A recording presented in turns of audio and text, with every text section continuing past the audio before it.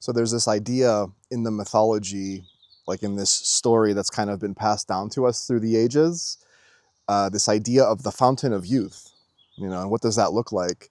And a lot of people have fascinated or found it fascinating or have it got caught up in their imagination over what this fountain of youth would look like.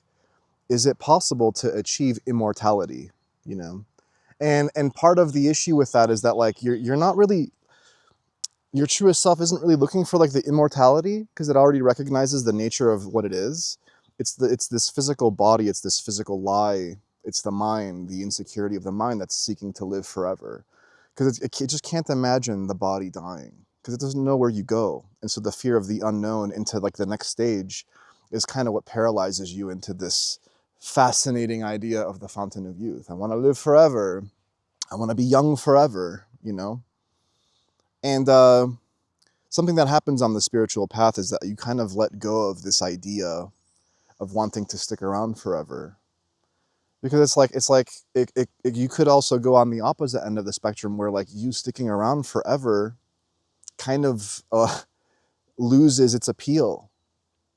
And it could even become this torturous thing where you just feel like you're stuck here forever. You're like, man, no matter what I do, I can't escape this physical reality. I would like some rest. My soul would like to rest. How we say rest in peace? I'd like to rest in peace. And so if I'm stuck in this physical reality, right, because I'm living forever, then I can't go on to the next stages of evolution on my ascended path, right? Because there's potentially, we don't know, but it's possible and maybe even likely that there's other worlds to explore. There's other physical incarnations we want to take on. Maybe we evolve into the aliens, guys, that are coming and visiting us. Maybe that's our next stage, where we communicate fully telepathically. And you know what I'm saying? It's a different stage of our evolutionary journey. And maybe this was the tryout period to eventually go to that place where now you're the alien that's checking in on the human race. Hey, how's the human race doing? They don't really super interact with us. They're out there. There's so many life forms out there, guys. We can't possibly know it. That's for God to know. But going back to this fountain of youth idea, it's like you think you're going to drink of this cup. It's kind of like the chalice of Christ, the cup of Christ at the end of the Last Crusade, an Indiana Jones movie, where they're like, here, which one is the cup of Christ? And you're like, which one's going to give you your immortality? Which one's going to heal you, And I always got a kick out of that stuff, because I was always drawn to Jesus and the figure and how we just immortalized him, and started branching off all these different stories and ideations about who he was, because it was so magnetic. And the idea of this fountain of youth, this Garden of Eden, this perfected state of being where you exist forever immortally. No, man, that's not for me. I don't want to be here around forever, guys. I don't. I've come here to learn my lessons, and when it's time to go, it's time to go, and I'm at peace with that. And that's part of the issue, is that the person that's searching for this fountain of youth is afraid of moving on, because they haven't tapped into the present moment, really. They're anticipating this death. I mentioned this in another video, is when you're really fully tapped into this entity that you are, your beingness, your present momentness, when you're in that place, you're not worried about your death. You're just too busy living. That's why I'm screaming in some of my videos, you live, you live. Who gives a fuck about what anybody thinks? You live, right? I'm saying that because you're so immersed in this present moment that who has time to think about the fountain of youth and my own immortality? Who has time to think about this impending death? It's going to come when it needs to come, perfectly, just like any other stage of my life. And so the fountain of youth carries this promise of a perfection that is ultimately illusory, because you're already perfect. It's all around you already perfect. And so what you're doing by identifying with this idea is that you're disconnecting yourself, ironically, from the perfection of what it is, because you're chasing after a thing. And the idea can be the thing. Like I say, don't get lost in things. Ideas are things too, guys. The mental constructs are things. And on some of my videos, I've mentioned this is, bullshit or nonsense, and this is nonsense. And then some people will come in the comments, no, this isn't bad. This is good for you, actually, if you do it. Guys, it's fine. Relatively, based on how we're living physically, yeah, some of the stuff is good or bad. One woman is I just can't imagine my life without massages. You know, you said massages are bullshit and like that, you know, we're pampering ourselves. No, what I'm saying is we've gone too far in the extreme and our vanity and these ideas of what we think we need that we really don't need, right? The goal of this channel is your awakening and the ultimate truth. That's all that matters to me, okay? So anything that I say is in relation to that. It's not in relation to, should I be vegan? Should I be a carnivore? Should I get massages or not? Should I pamper myself or not? Should I get, you know, like whatever, Reiki done to me or semen retention? All of that stuff that I'm saying is an illusion to cut it all out and just go directly to the source of yourself through meditation and prayer and stillness and contemplation, all of that, that's all that matters. And then what you'll find is when you tap into this stillness, then you naturally vibe with the things that you want to have in your life. I'm not condemning those things, guys. There's a reason that the sophists, more brilliant minds than I'll ever have, were saying everything in moderation. And that Buddhism is like the middle path, okay, the middle way. You don't get lost in extremes. You don't think to yourself, oh my God, if I miss my massage appointment, my life is over. Oh no, I'm gonna feel like crap. You're giving yourself away to you thinking that you're gonna feel like crap. It's like this self-defeatist attitude. And so with the fountain of youth, you're thinking, oh man, if I live forever, everything's gonna be magnificent. And no, you're still gonna have the same physical stuff popping up, guys. So until you tap into yourself, what's the point of living forever? Really? The true living forever is the living in the moment, man. Like the animals, like the deer that's in the forest. That's the fountain of youth, man. They're gonna die eventually, right? But they're so utterly present and just instinctive and just like pure all the time that they don't know a before or an after, man. They don't think about that shit. It's just now, all the time, all the time. And so they're not thinking, I gotta live forever. Yeah, okay, the instinct comes in to like evade the fucking lion that wants to come in and eat you. So the self-preservation of the physical, the instinct, the survival instinct is there. But what happens with humans that we've been blessed with is that we have the knowledge of that whole spectrum of physical outcomes. We understand what it's like to be chased, what psychological fear is. We learn these things if we seek them, if we search for them. And so when you learn those things about yourself, when you self-discover, right, and you transform, then now you're no longer afraid of death. It comes for you, it comes for you. And you deal with it. Like I'm not saying you're not gonna be afraid of your death, but you deal with it when it comes. There's no point in worrying about it for 20 years and then like just suffer those 20 years about this impending death. When your death is gonna come and then you can worry about it then. If you wanna feel the fear when your death is literally around the corner, then fine. And that's another growth process then. Like a lot of these stories about people that are like dying of cancer and dying of a disease, right? You'll hear a lot of the time they just make peace with it eventually. They're like, you know what? I'm just gonna let go and I'm gonna succumb to this illness. And there is a beauty in it. There's a beauty in that submission, in that non-resistant place. You're taken care of always, man. That's where the faith is. You know, that's why I keep saying you're protected. It's an insane thing to think that you're protected by some illusory, potentially illusory imaginary force, God, right? Because an atheist couldn't understand that. They're like, well, if I've believed that there's no God, then nothing's protecting me. And that's why it's always a scary place that we live in. Because this one life that I get, that they think, right, this is all there is, it's just my one life, I gotta protect it at all costs. And the reality is, and we've seen this through like NDEs, right? Like near-death experiences. There are thousands, maybe even millions of stories coming out now about how near-death experience is real. And these people are all going back and saying, you know what, when I come back from my near, I realize that like life is eternal and I've had many, many lives and I'll potentially have more lives after this. And so what's the point in fighting it? These things are true, man. Jesus and like the Buddha and all these people, they didn't have access to near-death experience stories, guys. There's a reason that God is allowing us to hear all of these different stories at this time so that we can realize that reincarnation is indeed a real thing. And you don't only get one life. And you're not gonna be damned for all eternity if you die. And that you have to chase this fountain of youth so that you can live forever now because, oh no, I'm afraid of potentially dying. Do you see? You know, death comes for us all, and it fucks with me too, man. I'm not perfect. I think about my death sometimes. I'm like, I wonder what it'll look like. Will I be persecuted because I'm a truth teller? Will I not?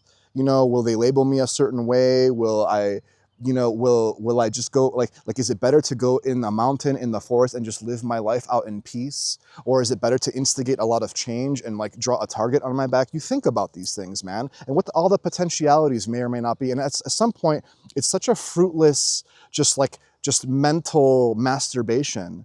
And you give this energy to it, and you're like, what the fuck is the point of doing that over and over again? You're torturing yourself over some impending fucking death, right?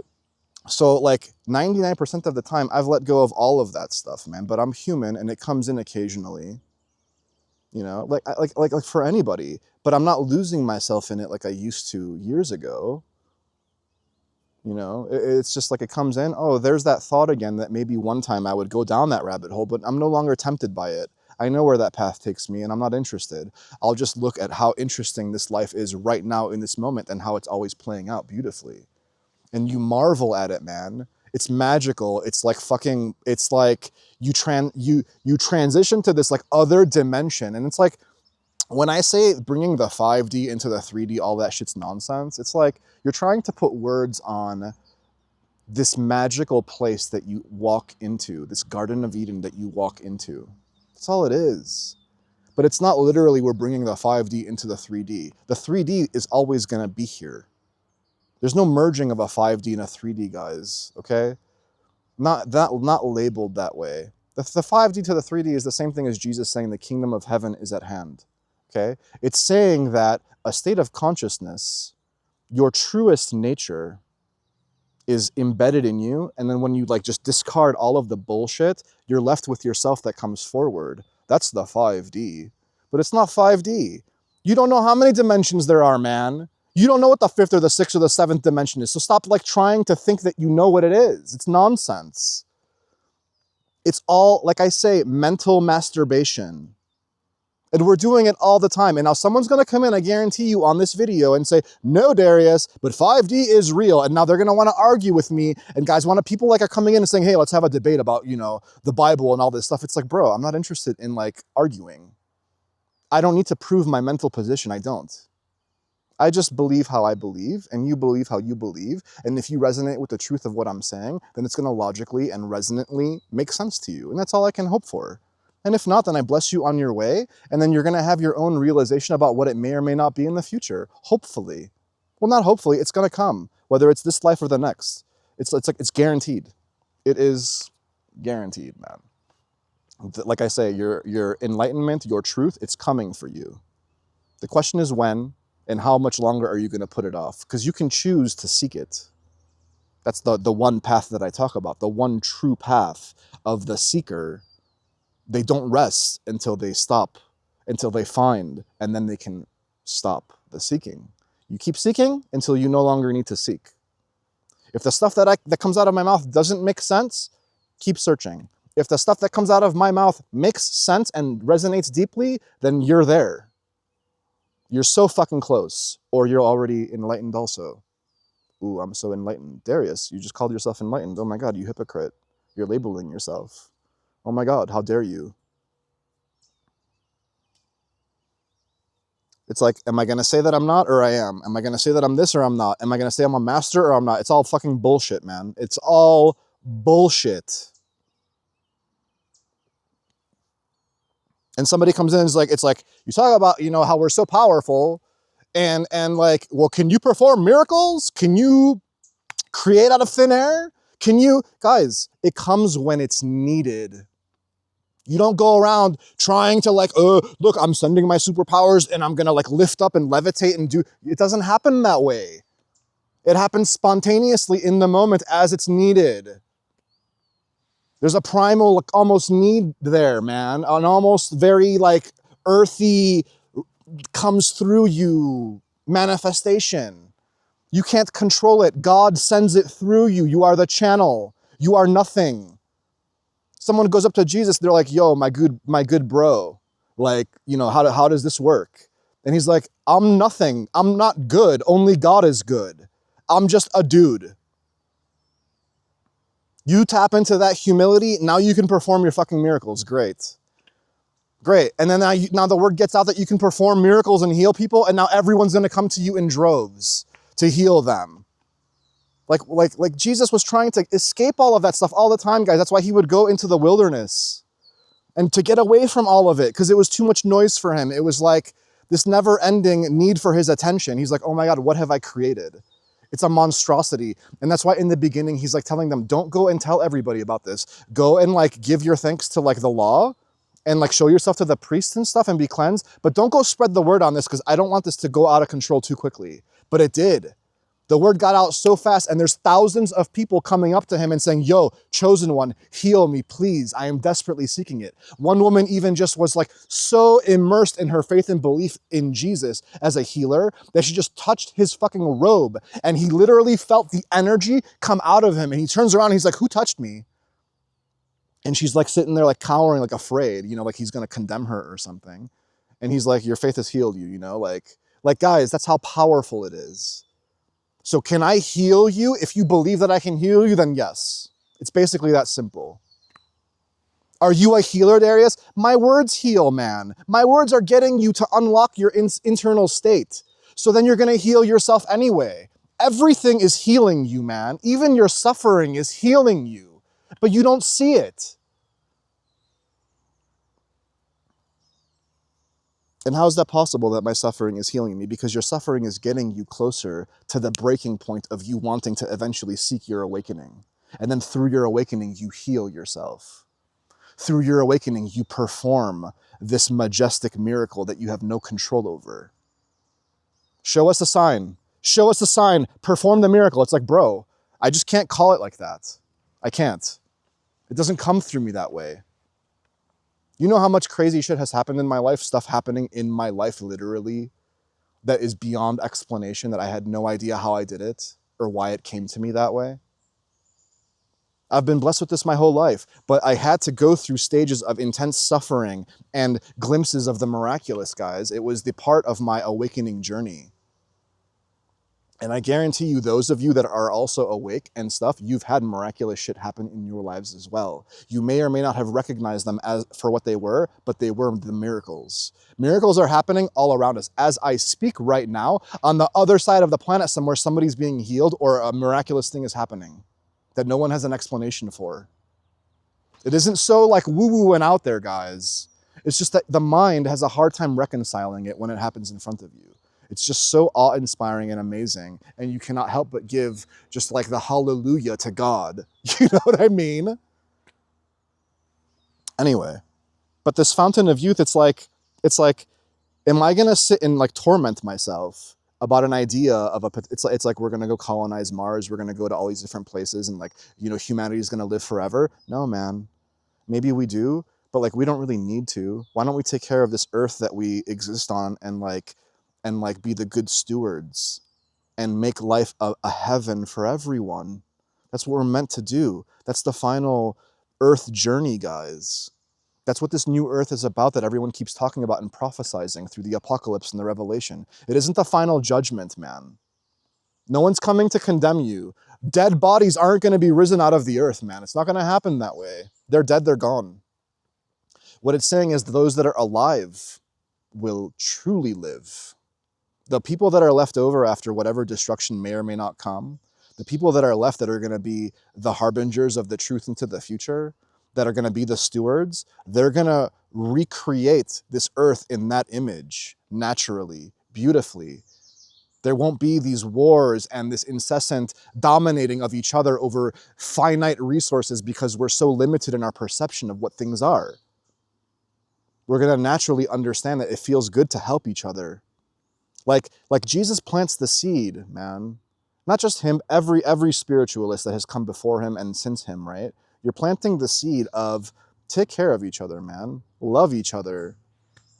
And then that finally takes root after all this turmoil and resistance through the centuries and through the generations, right? It's just this purging. We're all purging all the time, everyone. This collection is purging. And then like we're gonna have this breaking point sooner or later, guys, whether it's in 2 years or 5 years or 20 years or 50 years or 100 years or 1,000 years, it's coming for us.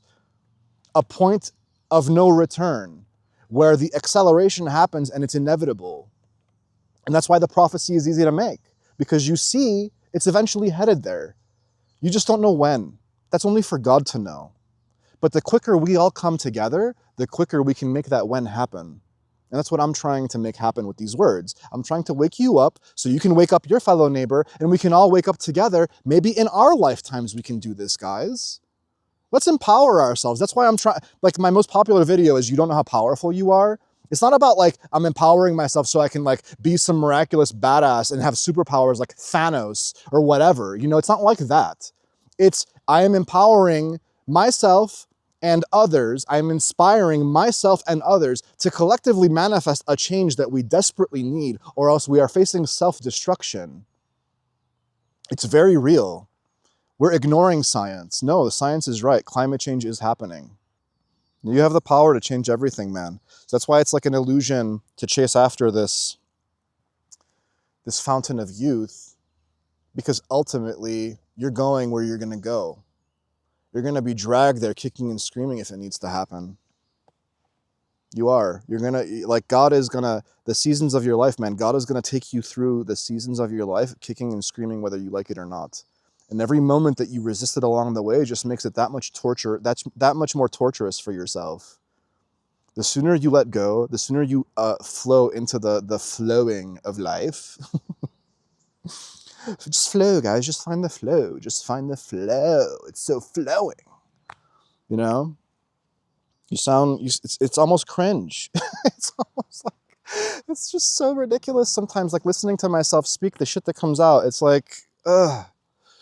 Get it off me, this cringe spiritual woo-woo shit. Oh my God, what are they gonna think of me? All these people, they're gonna judge me. How do I have to present myself? This life.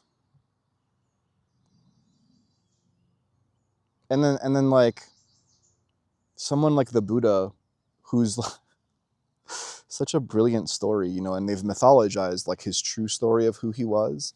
But he went through his own difficult stuff, man. And like this guy was born into like princehood and like kingship.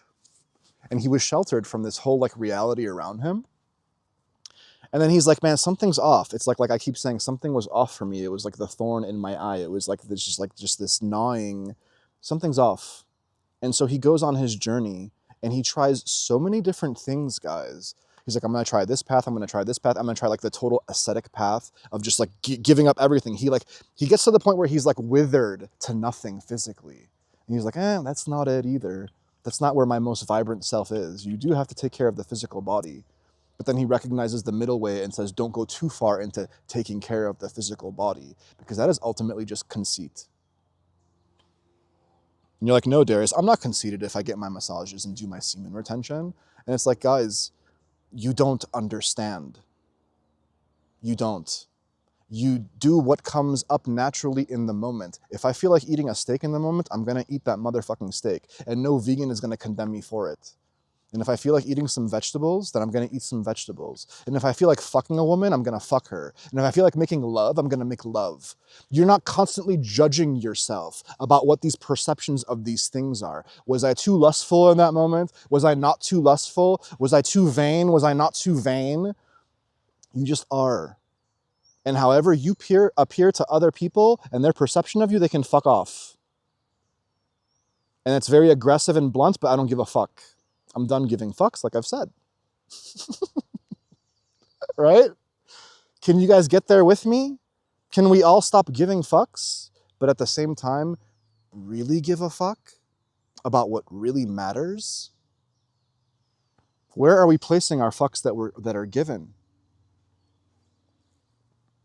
You see what I mean? You're worried about illusory stuff. I'm saying be worried about the real stuff, man. Impact the change on the real stuff. Give. Do the good deeds. Go plant a tree. You know, go clean up your neighborhood. Recycle. You know, do the good stuff. Common sense, logical. That's why God gave us the logic and the reason, guys. We see something's better, something's not better. It's like I just know that if I go too far into the extremes of anything, that's bad. I've done it enough times. That's what addiction is, right? And so especially with food, right? Like this one guy comes in, he's like, why are you still fat? Take care of your physical vessel, man. I'm like, you think I don't know that by now, man? Do you guys realize I was 380 pounds before?